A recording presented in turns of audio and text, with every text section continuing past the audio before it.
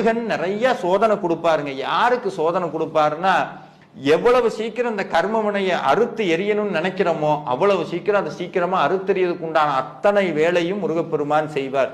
அந்த நேரத்துல ஒரு மனுஷனுடைய நோக்கம் என்னவா இருக்கணும் தெரியுங்களா? ஒரே ஒரு பதில் தான் இருக்கணும். எவ்வளவு கஷ்டம் வேணா வரட்டும், எவ்வளவு துன்பம் வேணா இன்னமும் கொடு, ஆனா ஒன்னே ஒண்ணு சொல்றேன், இந்த நெஞ்சும் இந்த உயிரும் இந்த உடம்பு ஒட்டிட்டு இருக்க வரைக்கும் இந்த நாக்கும் மனசும் முருகாங்கிறத மறக்காதுங்க ஒரு தீவிர நம்பிக்கை என்னைக்கு உள்ளுக்குள்ள சுடர் வருதோ அன்னைக்கே எப்பேற்பட்ட கர்ம வினையும் அழித்து எரியப்படும் அப்படிங்கிறது எந்த சந்தேகம் இல்லை. அதனாலதான் அருணகிரிநாதர் சொன்னார், நாள் என் செய்யும் வினைதான் என் செய்யும், என்னை நாடி வந்த கோல் என் செய்யும் கொடுங்கூற்றன் செய்யும் குமரேசரது ஆளுங்கிறார். என்னன்னா இதெல்லாம் என்னப்பா பண்ணிரும்? முருகன் முன்னாடி நிற்கிறார்.